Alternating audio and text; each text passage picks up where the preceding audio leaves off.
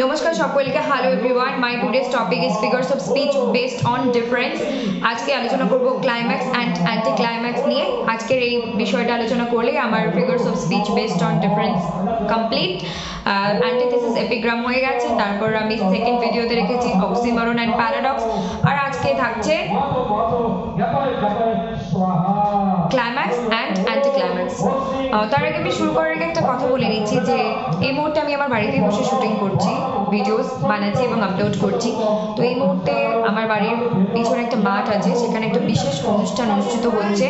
সন্ধ্যাবেলা এর থেকেও 10 গুণ হারে বাজনা, গান, নাচ অনুষ্ঠান হবে। তার জন্য আমি দুপুরেই বসে গেছি একটু ভিডিওস বানাতে আমার চ্যানেলের জন্য, আর যেটা আমার নিজের জন্য, আমার চ্যানেল এবং আমার অডিয়েন্সের জন্য খুবই ইম্পর্টেন্ট। তো আই এম সরি এই এক্সটার্নাল সাউন্ডের জন্য, কিন্তু আশা করছি আমার এই ভয়েস বা আমার বলার কথাগুলো আপনারা বুঝতে পারবেন। খুব অসুবিধা হলে হেডফোন কানে লাগিয়ে শুনবেন প্লিজ। তো শুরু করা যাক। What is climax? Climax is a literary term. সেটা কি হচ্ছে যে climax in a story occurs when there is a turning point and there is no go back. একটা ঘটনা, একটা স্টোরি বা একটা কোনো গল্পের মধ্যে টার্নিং পয়েন্ট থাকবে, কিন্তু এখান থেকে আমরা পিছনে ফিরে আসবো না, সেটা হলো ক্লাইম্যাক্স। আর হচ্ছে অ্যান্টি ক্লাইম্যাক্স কি হচ্ছে? অ্যান্টি ক্লাইম্যাক্স হচ্ছে এটা it is also a literary term. আর কি হচ্ছে এটা which can be defined as a disappointing situation or a sudden transition in discourse from an important idea to a ludicrous or trivial one. মানে anti climax হচ্ছে যে আমরা কোনো একটা সিচুয়েশন বা কোনো একটা বিষয়ে বলছি, ঘটনা শুরু হচ্ছে এখান থেকে শুরু হয়ে এভাবে বলছি, কিন্তু হঠাৎ করে সেটা এইভাবে ধপ করে পড়ে গেল, ব্যাক করলো, তো সেটা হচ্ছে অ্যান্টি ক্লাইম্যাক্স। ক্লাইম্যাক্সের ঠিক অপোজিট। উদাহরণ হিসেবে বলি, প্রথমে ক্লাইম্যাক্সের উদাহরণ বলি। Look up in the sky, it's a bird. প্রথমে বললো লুক, দেখো, আপ ইন দ্য স্কাই, আকাশের দিকে, ইটস আ বার্ড, মানে আকাশে পাখি উড়ছে।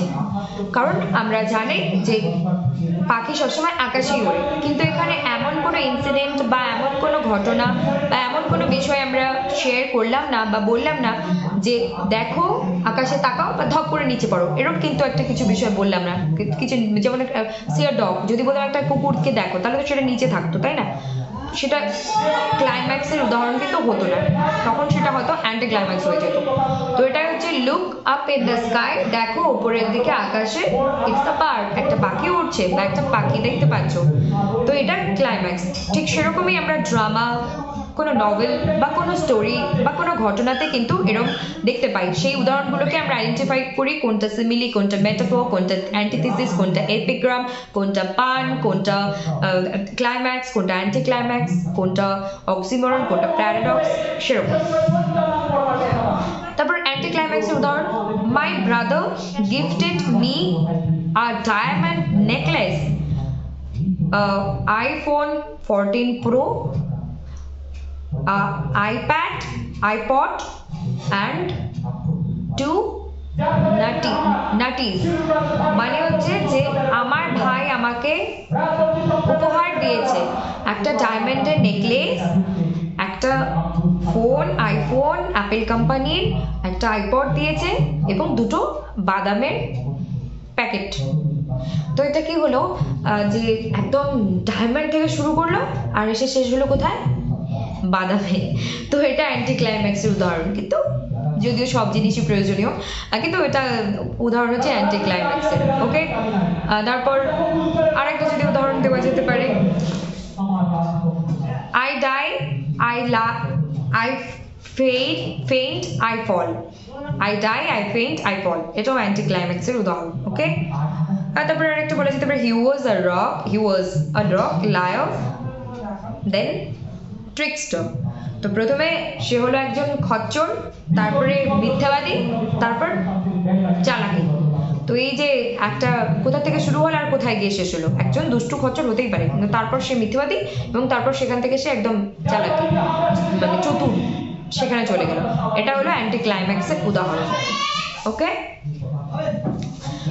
আর আমার শর্ট সিরিজগুলো প্লিজ দেখবেন, কারণ হচ্ছে যে আমি ফিগার্স অফ স্পিচকে যে শুরু করেছি, মাঝামাঝি জায়গায় এসেছি, আরও আমার অনেকটা আছে কমপ্লিট করানোর ফিগার্স অফ স্পিচকে, কিন্তু যেখানেই আমি একটা একটা করে মানে জোড়া জোড়া ধরে পড়াচ্ছি, তো একটা করে ভিডিওতে এক জোড়া করে দুটো বিষয়কে নিয়ে আলোচনা করছি, এতে সুবিধা হচ্ছে বিষয়টাকে ক্লিয়ারলি বোঝাতে। মানে দুটোকে আমরা যখন আলোচনা করছি আলাদা আলাদাভাবে জানতে পারছি, আবার দুটোকে একসঙ্গে করে এদের পার্থক্যকে, এদের মধ্যে কি সিমিলারিটি কি ডিসিমিলারিটিস আছে সেটাও কিন্তু আলোচনা করতে পারছি। আর ঠিক সেরকমই কিছু জিনিস আলাদা থাকছে, হয়তো figures of speech based on association, based on indirectness, based on sound, based on difference, যাই থাক না কেন, তো ওখানে কিন্তু একটা করে বিষয় আলাদা। যেমন পান আমি শর্ট সিরিজে রেখেছি আলাদা, অ্যাপোসিওপসিসকেও আমি শর্ট সিরিজে রাখবো, এবং লিটোটেসকেও শর্ট সিরিজে রাখবো, কারণ আমি দুটো করে আলোচনা কর ওই কোনো যে বিভাগটা নিয়ে আলোচনা করছি সেখানকার মধ্যে একটা করে একা পড়ে যাচ্ছে, তো আমি ভেবেছি সেটাকে নিয়ে আর এইভাবে দুটো করে তো আলোচনা আসছে না, তো আমি সেটা যেহেতু একা ইন্ডিভিজুয়ালি থাকছে, তো আমি সেটাকে শর্ট সিরিজে নিয়ে আসি। তো সেটাও কিন্তু কন্টিনিউ করবেন, কারণ figures of speech based on যেগুলো আমার বড় ভিডিও থাকছে সেগুলো তো থাকছেই, তার পাশাপাশি যেগুলো আপনারা মানে পান, তারপর লিটোটেস, তারপর অ্যাপোসিওপসিস, এই বিষয়গুলো কিন্তু আমি 1 মিনিটের ভিডিওতে নিয়ে আসছি, সেখান থেকেও কিন্তু সেটা কমপ্লিট করতে হবে। ওকে, তাই দুটো সিরিজকেই কন্টিনিউ করতে হবে। আশা করছি বোঝাতে পেরেছি। কোনো প্রশ্ন থাকলে প্লিজ জানাবেন, আর আমি দুঃখিত আজকের এই এক্সটার্নাল সাউন্ডের জন্য, কিন্তু কিছু করার নেই, এবং আমাকে রেগুলারিটি মেনটেন করতেই হবে, তারপরেও একটু টাইমের এদিক ওদিক হয়ে যায় কখনো কখনো বিশেষ কারণে। যাই হোক, নমস্কার, ভালো থাকুন, সুস্থ থাকবেন, আর সঙ্গে থাকুন, দেখে থাকুন SP literature. SP literature means base of English literature.